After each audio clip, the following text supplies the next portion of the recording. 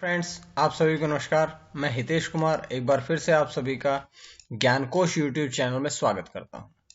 आज है 3 नवंबर और 3 नवंबर से जितनी भी करंट अफेयर्स बनेंगी वो हम आज की वीडियो में चर्चा करेंगे। इस वीडियो का पीडीएफ आपको ज्ञानकोश यूट्यूब चैनल के डिस्क्रिप्शन में मिल जाएगा, या ज्ञानकोश नाम से ही फेसबुक पेज है और ज्ञानकोश नाम से ही टेलीग्राम चैनल है। आप लोग कहीं से भी इसके पीडीएफ को डाउनलोड कर सकते हैं।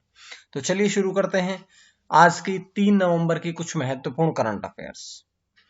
देखिएगा, आज की करंट अफेयर्स शुरू करने से पहले मैं आप सभी को एक छोटी सी इंफॉर्मेशन देना चाहता हूं कि कल हमारी करंट अफेयर्स की पिछले 2 महीने की करंट अफेयर्स की, यानी कि 1 सितंबर से लेकर के 31 अक्टूबर तक की current affair, day to day current affair की बुक आप लोगों के सामने रहेगी।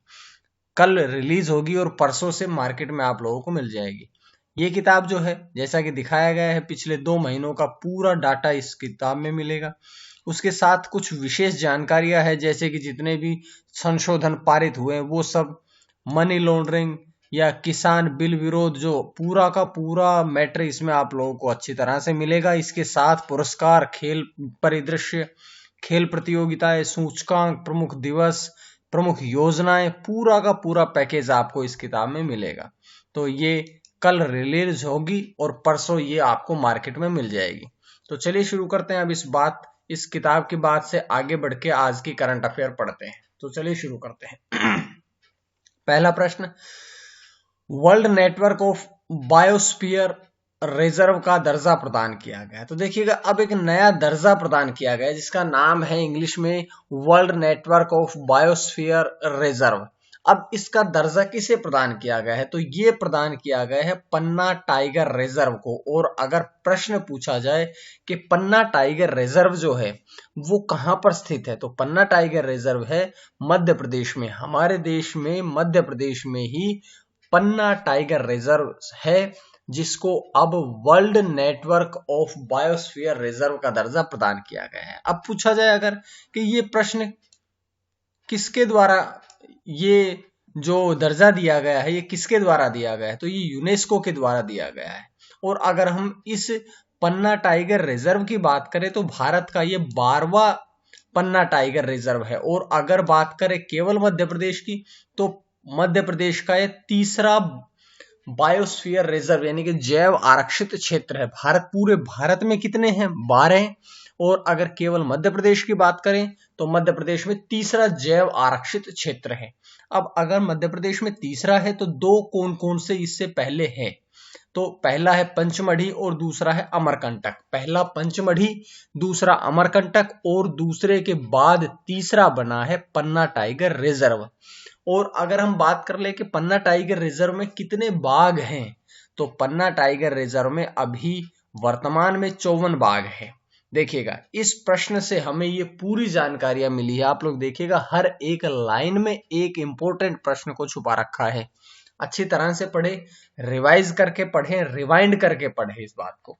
चलिए अगला प्रश्न, बीसीसीआई की वीमेंस T20 चैलेंज 2020 का टाइटल स्पॉन्सर बना है। तो देखिएगा, अब जो चल रही है T20 चैलेंज 2020 वीमेंस की, तो इसका टाइटल स्पॉन्सर कौन है? इसका टाइटल स्पॉन्सर है जियो। इस चैलेंज का आयोजन 4 नवंबर से 9 नवंबर तक शारजहां में किया जाएगा, क्योंकि आपको पता है सऊदी अरब में ही T20 का आयोजन हो रहा है, आईपीएल का आयोजन हो रहा है, और वहीं पर शारजहां में ही इसका आयोजन भी है। अब बात करते हैं कि इस साझेदारी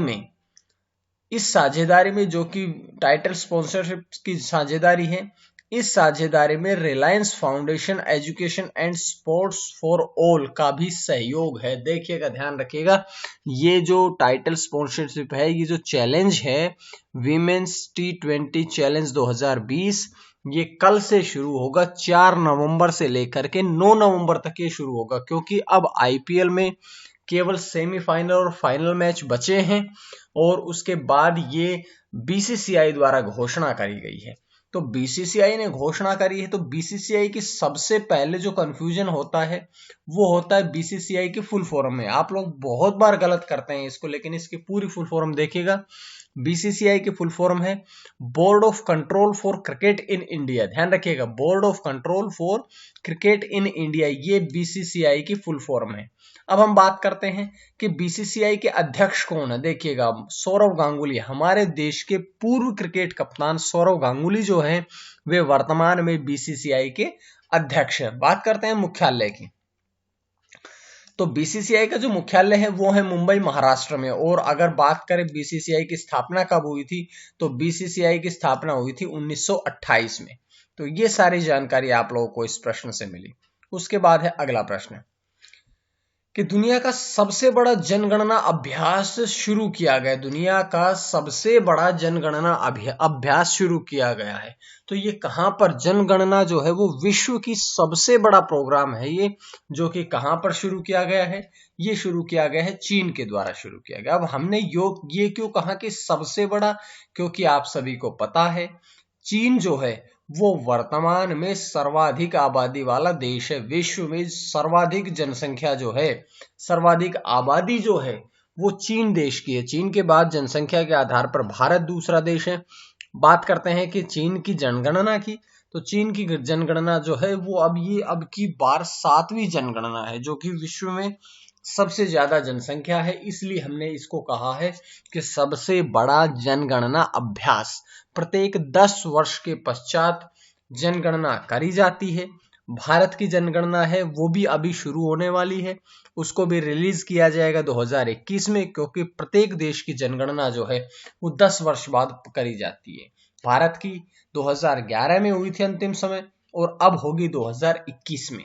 इस बात को आपने पढ़ना है। अगला प्रश्न, सबसे ज्यादा वनडे मैचों में एम्पायरिंग करने का रिकॉर्ड बनाया है। सर्वाधिक वनडे मैचों में एम्पायरिंग करने का रिकॉर्ड किसने बनाया है? ये बनाया है अलीम डार। अलीम डार कहें या अलीम डार कहें, जो कि पाकिस्तानी एम्पायर के द्वारा ये रिकॉर्ड बनाया गया है।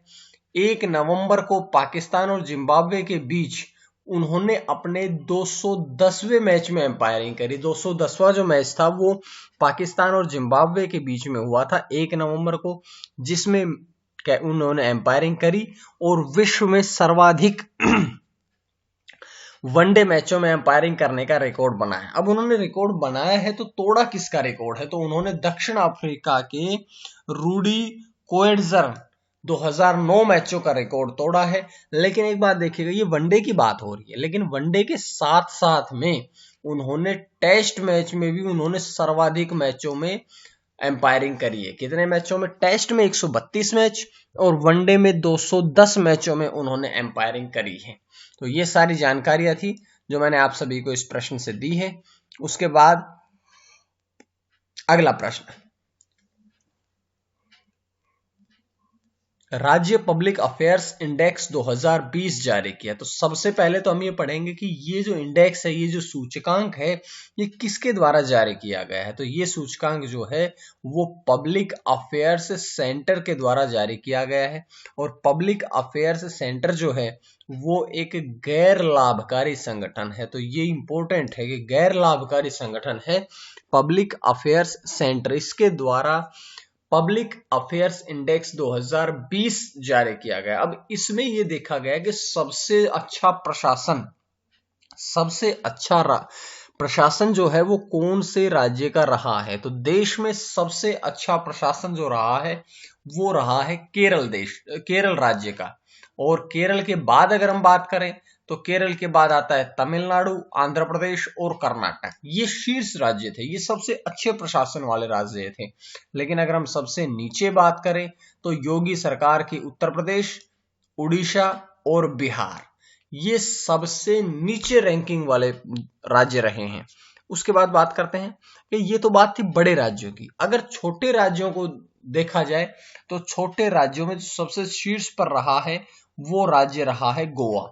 गोवा के बाद गोवा तो सबसे ऊपर रहा है, लेकिन छोटे राज्यों में सबसे नीचे की अगर हम बात करें तो सबसे खराब प्रदर्शन कहें तो सबसे खराब मणिपुर, अरविंद केजरीवाल की दिल्ली और उत्तराखंड राज्य, ये सबसे कम या सबसे खराब प्रदर्शन वाले राज्य रहे हैं। तो ये जानकारियां थी जो इस प्रश्न से आपको मिली। उसके बाद हम बढ़ते हैं अगले प्रश्न की तरफ।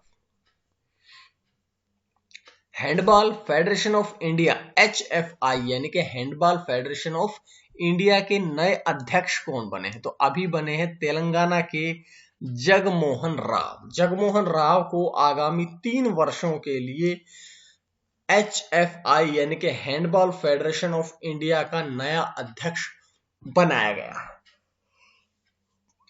अब उनके साथ साथ कुछ और भी नियुक्तियां करी गई है। केवल अध्यक्ष को ही नियुक्त नहीं किया गया, बल्कि उनके साथ में कुछ और नियुक्तियां भी करी गई है। और जब और नियुक्तियां की गई है तो आपको पता है नियुक्तियां हर एग्जाम में पूछी जाती है। तो अगर हर एग्जाम में पूछी जाती है तो हम सारी नियुक्तियों को पढ़ते हैं। बात करते हैं महासचिव की, तो महासचिव बने हैं मध्य प्रदेश के प्रीतपाल सिंह सलूजा।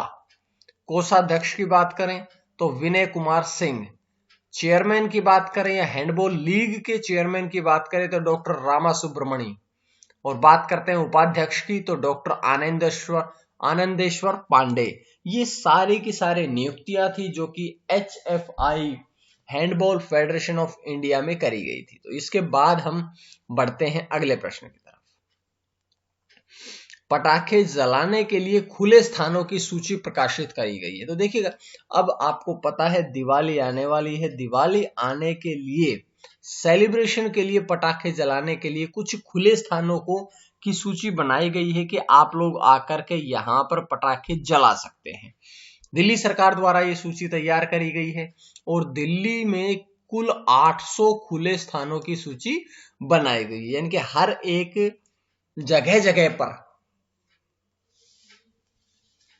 ताकि ज्यादा से ज्यादा मतलब ज्यादा से ज्यादा नहीं कि ज्यादा दूर ना जाना पड़े लोगों को, इसलिए 800 खुले स्थानों की सूची बनाई गई है।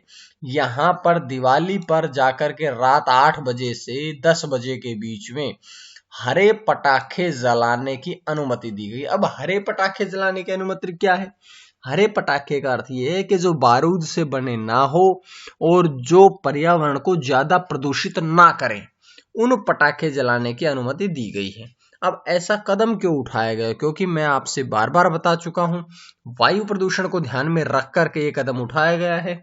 कुछ दिन पहले की वीडियो में बता चुका हूं कि दिल्ली का जो वायु है वो वायु खराब दशा में पहुंच गई है। तो इसका मूल्यांकन किया गया था तो बहुत खराब दशा में पहुंच गई थी। इन सब बातों को देखते हुए केंद्र सरकार जो है या दिल्ली सरकार जो है वो धीरे धीरे कदम उठाती रहती है, बार बार कदम उठाती रहती है। कभी वृक्षारोपण लगाती है, कभी red light on vehicle of योजना चलाती है। ये सारी योजनाएं मैं बता चुका हूं आप सभी को, हर वीडियो में बताता हूं आप सभी को। चलिए अगला प्रश्न। अजूतचंद पुरस्कार इंग्लिश में भी लिखा है, हिंदी में भी, 2020 से सम्मानित किया गया। तो किसे सम्मानित किया गया? ये किया गया है पोल जाचरिया को। पोल जाचरिया को इस पुरस्कार से सम्मानित किया गया है। बात करें पोल जाचरिया की तो वे प्रसिद्ध मलयालम लेखक हैं। ये केरल सरकार का सर्वोच्च साहित्यिक सम्मान है। यानी कि ऐसा कह सकते हैं कि केरल सरकार का सर्वोच्च साहित्यिक सम्मान जो है वो मलयालम लेखक पोल जाचरिया को दिया गया है। और क्यों दिया गया है? क्योंकि उनके पिछले 5 दशक के योगदान को ध्यान में रखते हुए, यानी कि पिछले 50 वर्षों के योगदान को ध्यान में रखते हुए उन्हें यह पदक दिया गया है। बात करते हैं उनको, इससे पहले भी 1979 में केरल साहित्य अकादमी पुरस्कार दिया जा चुका और 2004 में केंद्र साहित्य अकादमी पुरस्कार भी दिया जा चुका है। तो ये थी सारी जानकारियां इस प्रश्न से। उसके बाद है अगला प्रश्न, भारत का पहला टाइगर पार्क खोला जाएगा। तो भारत का पहला टाइगर पार्क कहाँ खोला जाएगा? ये खोला जाएगा टाइगर नहीं, माफ करिएगा, भारत का पहला टायर पार्क है ये। तो देश का पहला टायर पार्क खोला जाएगा पश्चिम बंगाल के कोलकाता शहर में। और किसके द्वारा खोला जाएगा? तो देश का पहला टायर पार्क का शुभारंभ पश्चिम बंगाल परिवहन निगम द्वारा किया जाएगा। अब यहां मैं एक बात बता सकता हूं कि टायर जो है वो सर्वाधिक, अगर उनको जलाया जाता है तो वो सबसे ज्यादा गंदे धुएं को रिलीज करता है। ऐसा कह सकते हैं कि जो सबसे ज्यादा प्रदूषण फैलाता है वो टायर ही फैलाता है। तो इस बात को देखते हुए कि टायर, और अगर इनको पानी में फेंक दिया जाए, जमीन में गाड़ दिया जाए तब भी ये रिसाइकिल नहीं हो पाते हैं। तो इस बात को ध्यान में रखते हुए ऐसा ये पार्क जो है टायर पार्क, ये कोलकाता में खोलने की संभावना है, कोलकाता शहर में। और इसका कारण क्या है? कारण ये है कि एक तो वायु प्रदूषण बचेगा, भूमि प्रदूषण बचेगा, प्रदूषण कम होगा। दूसरी बात यह है कि जब टायर खराब हो जाते हैं तो उनका इस्तेमाल करिएगा, जैसे कुछ कलाकृतियां बना दी, तो इन टायरों को रिसाइकिल करने की बजाय इन टायरों का कहीं ना कहीं प्रयोग करने की तरफ ध्यान दिया जा रहा है। अच्छा कदम है, प्रदूषण कम होगा इससे और टायर का इस्तेमाल हो पाएगा। उसके बाद है आज का अंतिम प्रश्न, आरोग्य वन का उद्घाटन किया गया। तो आरोग्य वन का उद्घाटन किसके द्वारा किया गया है? आरोग्य वन का उद्घाटन जो है वो प्रधानमंत्री नरेंद्र मोदी द्वारा किया गया है। कहां पर किया गया?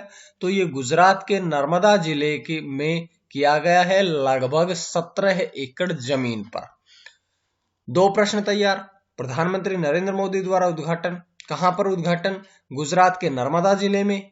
कितने क्षेत्र में उद्घाटन?